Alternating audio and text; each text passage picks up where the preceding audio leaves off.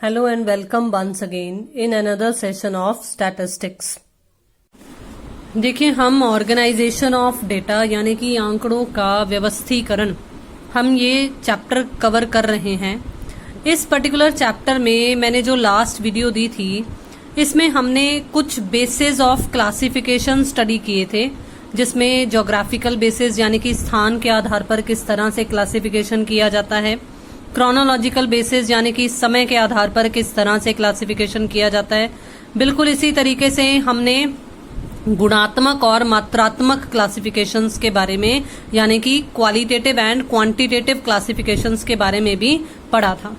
अब देखो, अब हमें क्लासिफिकेशन ऑफ डेटा से ही रिलेटेड आगे कुछ और कंसेप्ट्स बता रखे हैं, जिनके बारे में हमें पता होना जरूरी है। देखो, अगर हम मात्रात्मक यानी कि क्वांटिटेटिव बेसिस पर डिवीजन करते हैं, जैसे मैंने आपको उस वक्त एग्जाम्पल एक शो की थी लाभ वाली, मतलब जिन्हें वो वाली वेरिएबल्स, मतलब वो वाले कंसेप्ट्स या वो तथ्य है जिन्हें हम न्यूमेरिकल फिगर्स की फॉर्म में शो कर सकते हैं। आज हम देखते हैं कि उन तथ्यों को कहा क्या जाता है स्टैटिस्टिक्स की मीनिंग में। स्टैटिस्टिक्स में उन इंफॉर्मेशंस को किस वर्ड से रिप्रेजेंट किया जाता है। कंसेप्ट ऑफ वेरिएबल यानी कि चर। Variable is a characteristic which is capable of being measured and changes its value over time।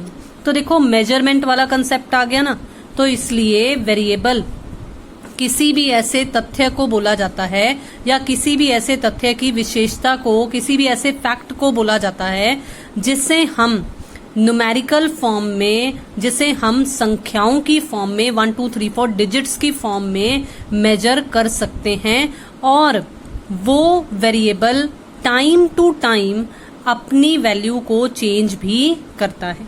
तो उसे हम क्या बोलते हैं? वेरिएबल बोलते हैं। जैसे मैंने आपको प्रॉफिट का केस दिया था, तो profit time to time change होगा। ये तो नहीं ना कि आज 5 फर्म्स ऐसी थी जिनका 0 से लेकर 1 लाख तक के प्रॉफिट वाली कैटेगरी में वो कवर हो रही थी, तो ये तो नहीं ना कि वो 1 लाख तक का ही प्रॉफिट कमाती रहेंगी, वो चेंज ही नहीं होंगी। ये तो हो सकता है ना कि वो नेक्स्ट ईयर या उससे अगले ईयर जो है वो दूसरी कैटेगरी में आ जाए। तो इसलिए वेरिएबल जो है वो एक ऐसा कंसेप्ट है जिसको हम डिजिट्स की फॉर्म में, संख्याओं की फॉर्म में मेजर भी कर सकते हैं, प्लस जिसमें टाइम टू टाइम चेंजेस भी आते रहते हैं। तो देखो, there are 2 types of variables. Basically 2 तरह के वेरिएबल्स हैं। एक है, सबसे पहला जिसे हम स्टडी करेंगे, वो है डिस्क्रीट वेरिएबल्स, जिसे विविक्त या खंडित चर कहा जाता है। These are those variables that increase in complete numbers, not in fractions। ये वे चर हैं जिनके मूल्य पूरे अंकों के रूप में बढ़ते हैं, मतलब पॉइंट्स में नहीं बढ़ते हैं, फ्रैक्शंस में नहीं बढ़ते हैं।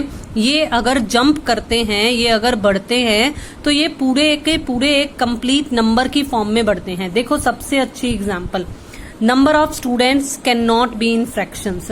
आपकी क्लास में कोई नया स्टूडेंट सॉरी आपकी क्लास में किसी नए स्टूडेंट ने एडमिशन ली है, तो आप ये तो नहीं कहोगे कि हमारी क्लास में आधा स्टूडेंट आया, हमारी क्लास में एक नया स्टूडेंट आया, यही कहते हो ना। स्टूडेंट आएगा तो वो फुल फ्लेज ही आएगा ना, आधा तो नहीं आएगा ना। तो इसलिए हम नंबर ऑफ स्टूडेंट्स को फ्रैक्शंस की फॉर्म में कवर नहीं कर सकते हैं।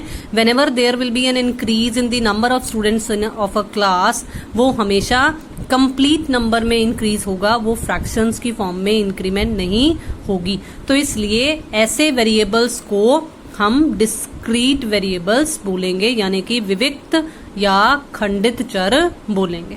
ठीक है, अब समझते हैं कि दूसरा टाइप ऑफ वेरिएबल क्या है। देखिए, दूसरा वेरिएबल है कॉन्टिन्यूअस वेरिएबल, जिसे सतत या अखंडित चर कहा जाता है। जिसको डिस्क्रीट वाला समझ में आ गया, ये ऊपर वाला बिल्कुल उसके ऑपोजिट है ये। These are those variables that increase in fractions। इसका मतलब जो अलग अलग फॉर्म्स में, जो फ्रैक्शंस की फॉर्म में, पॉइंट्स की फॉर्म में इंक्रीज हो सकते हैं, ऐसे वेरिएबल्स को हम कॉन्टिन्यूअस वेरिएबल्स बोलते हैं। ठीक है, तो ये वे चर हैं जो पूर्ण अंकों के रूप में नहीं बढ़ते हैं, जैसे हाइट और वेट। देखो, हाइट हर स्टूडेंट की अलग अलग हो सकती है, मान लो आपकी क्लास में 50 स्टूडेंट्स हैं, तो ये तो नहीं ना कि 50 के 50 की ही हाइट जो है वो एक जैसी होगी या 50 के 50 की अलग अलग होगी। तो आप 50 के 50 स्टूडेंट्स को अगर आप अपने डेटा को कॉम्प्रेस फॉर्म में शो करना चाहते हो तो आपको क्या करना पड़ेगा, आपको शो करना पड़ेगा ना कि कितने स्टूडेंट्स हैं जो 5 से 5 फीट एंड 1 इंचेस के से लेकर 5 फीट एंड 2 इंचेस तक के बीच में कवर हो रहे हैं। वो तो पॉइंट्स में भी किसी भी फॉर्म में हो सकते हैं। अगर आप सेंटीमीटर्स की फॉर्म में मेजर कर रहे हो तो आपको जैसे वो 10 to 20, 20 to 30 हम बनाते हैं, 20 to 30 हम बनाते हैं डिविजन्स, बिल्कुल उसी तरीके से आपको मेजरमेंट्स करनी पड़ेंगी और फिर उसके बाद अपने डेटा को रिप्रेजेंट करना पड़ेगा।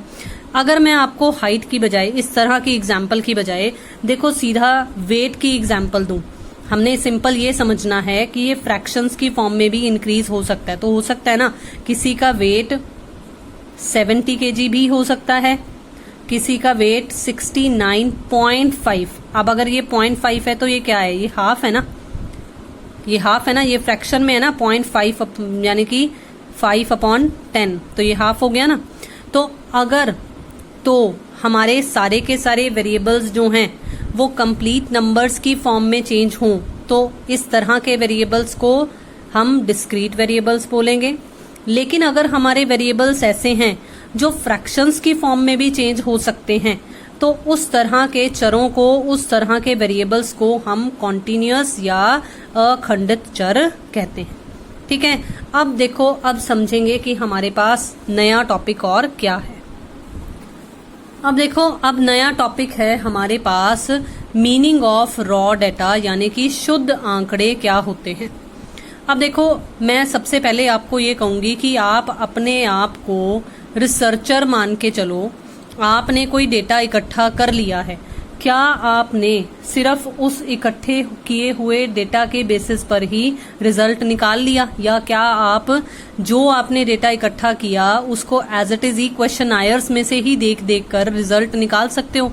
ऑब्वियसली है कि नहीं निकाल सकते हो, क्योंकि वो कलेक्शन का फेज था। उसके बाद आपको नेक्स्ट फेज में ये आंकड़ों का व्यवस्थीकरण करना पड़ेगा, रॉ डेटा को एक मीनिंगफुल इंफॉर्मेशन में कन्वर्ट करना पड़ेगा, तभी आप मीनिंगफुल रिजल्ट्स निकाल सकते हो। तो ये रॉ डेटा क्या होते हैं, ये शुद्ध आंकड़े क्या होते हैं? तो huge amount of data which is generally unorganised, जिसे ऑर्गेनाइज नहीं किया गया है, जिसे एक पर्टिकुलर फॉर्म में प्रेजेंट नहीं किया गया है, एक टेबल की फॉर्म में या एक डायग्राम की फॉर्म में प्रेजेंट नहीं किया गया है इन इट्स ओरिजिनल फॉर्म, जो कि अपनी ओरिजिनल फॉर्म में ही है। मतलब जैसे एक अनुसंधानकर्ता ने, मतलब क्या होता है अनुसंधानकर्ता का, रिसर्चर, जैसे एक रिसर्चर ने या जैसे एक इन्वेस्टिगेटर ने डेटा इकट्ठा किया था, बिल्कुल उसी तरह से वो उसी फॉर्म में हैं, तो उन्हें हम रॉ डेटा कहते हैं। जैसे खाना कहते हैं ना, सब्जियां कहते हैं कि अभी कच्ची हैं, तो उन्हें बनाने के लिए हमें कुछ प्रोसेसिंग करनी पड़ती है। तो बिल्कुल इसी तरीके से हमें रॉ डेटा को भी हमें यूज में लेकर आने के लिए उन पर प्रोसेसिंग करनी पड़ेगी, जिसके लिए प्रोसेसिंग का फर्स्ट स्टेप हम पढ़ रहे हैं, जिसे हम क्लासिफिकेशन ऑफ डेटा कहते हैं, या ऑर्गेनाइजेशन ऑफ डेटा के अंडर हम क्लासिफिकेशन ऑफ डेटा पढ़ रहे हैं। तो वे आंकड़े जिन्हें अनुसंधानकर्ता ने संकलित किया है, संकलित करना मतलब कलेक्ट करना, और जो साधारणतः अव्यवस्थित होते हैं, उन्हें शुद्ध आंकड़े कहा जाता है। In order to derive a meaningful result from the data collected, the data is first supposed to be organized properly in the form of various series। देखो, मैंने आपको अभी अभी समझाया है कि हम हमारे रॉ डेटा को एज इट इज यूज नहीं कर सकते हैं। हमें उससे कुछ मीनिंगफुल रिजल्ट अगर डिराइव करना है, निकालना है कोई निष्कर्ष, तो हमें हमारे डेटा को सबसे पहले क्या करना पड़ेगा, प्रॉपरली किसी मैनर में अरेंज करना पड़ेगा। ठीक है, तो when data is arranged on the basis of some logical orders, it is referred to be known as series। तो जब हम हमारे आंकड़ों को किसी पर्टिकुलर क्रम के अनुसार या किसी पर्टिकुलर विशेषता के आधार पर, किसी कैरेक्टरिस्टिक के बेसिस पर हम डिवाइड करते हैं या मीनिंगफुल वे से प्रेजेंट करते हैं, उसे हम सीरीज कहते हैं। ठीक है, कि हमने हमारे डेटा को किसमें कन्वर्ट कर लिया, सीरीज में कन्वर्ट कर लिया। तो जब हम हमारे डेटा को सीरीज में कन्वर्ट कर लेते हैं तो हमारे लिए उस डेटा पर आगे फर्दर काम कर पाना, डिफरेंट फॉर्मूले लगा पाना आसान हो जाता है। मतलब एक तरीके से हम अभी ये बोलेंगे कि रिजल्ट निकाल पाना आसान हो जाता है। तो संकलित आंकड़ों से निष्कर्ष निकालने, निष्कर्ष का मतलब क्या होता है, रिजल्ट्स निकालने, ठीक है। रिजल्ट्स निकालने के लिए आंकड़ों को किसी क्रम या विशेषता के आधार पर व्यवस्थित मतलब ऑर्गेनाइज किया जाता है, अरेंज किया जाता है, जिसे हम सीरीज यानी कि श्रृंखला कहते हैं, ठीक है। अब आज के सेशन में मैंने जो एक छोटा सा बस टॉपिक आपको सिर्फ इंट्रोड्यूस किया है, एक्सप्लेन नहीं किया है, वो है सीरीज से ही रिलेटेड। मैंने आपको जस्ट हिंट देने की कोशिश की है कि कितने प्रकार की स्टैटिस्टिकल सीरीज होती हैं, कितने टाइप्स की स्टैटिस्टिकल सीरीज होती हैं। वैसे तो 10th स्टैंडर्ड में आप फेमिलियर हो ये कॉन्टिन्यूअस सीरीज से, तो जिसमें आप 10 to 20, 20 to 30, 30 to 40 या 10 to 19, 20 to 29 आपने कुछ इस तरह की सीरीज देखी होंगी ना। मैं अभी ये नहीं बताऊंगी कि ये कौन सी है कौन सी नहीं, वैसे मैं बता चुकी हूँ जब मैं ऑलरेडी अपने इस चैनल पर मीन, मीडियन, मोड इस तरह के कंसेप्ट कवर कर चुकी हूँ, क्योंकि आप 10th में उन चीजों से फेमिलियर थे। तो वो प्रैक्टिकल, वो न्यूमेरिकल कंसेप्ट्स में पहले कवर करवा चुकी हूँ, मेजर्स ऑफ सेंट्रल टेंडेंसीज। तो वहां पर मैं ये तीनों की तीनों सीरीज एक्सप्लेन कर चुकी हूँ कि इंडिविजुअल सीरीज क्या होती हैं, डिस्क्रीट सीरीज क्या होती हैं, कॉन्टिन्यूअस सीरीज क्या होती हैं। लेकिन फिर भी हम थ्योरेटिकल पॉइंट ऑफ व्यू से इस चैप्टर में एक बार फिर से कवर करेंगे कि ये इंडिविजुअल सीरीज क्या होती हैं, जिन्हें व्यक्तिगत श्रृंखलाएं कहा जाता है, और ये फ्रीक्वेंसी सीरीज जिन्हें आवृत्ति श्रृंखलाएं बोला जाता है, जो दो कैटेगरीज में डिवाइडेड होती हैं। एक होती है डिस्क्रीट और एक होती है कॉन्टिन्यूअस, यानी कि एक तो होती है खंडित और एक होती है अखंडित। इस तरह से हम किस तरह से स्टैटिस्टिकल सीरीज में अपने डेटा को कन्वर्ट कर सकते हैं, ये सब हम प्रैक्टिकली भी ट्राई कर कर देखेंगे। तो मुझे उम्मीद है कि जो मेरा आज का सेशन था वो आपको समझ आया होगा, अच्छा भी लगा होगा। Thank you so much for giving me your valuable time. Kindly subscribe the channel, अगर आपने अभी तक चैनल को सब्सक्राइब नहीं किया है। शेयर कीजिए वीडियोस को, लाइक कीजिए वीडियोस को, do comments also. Thank you so much for watching and have a nice day.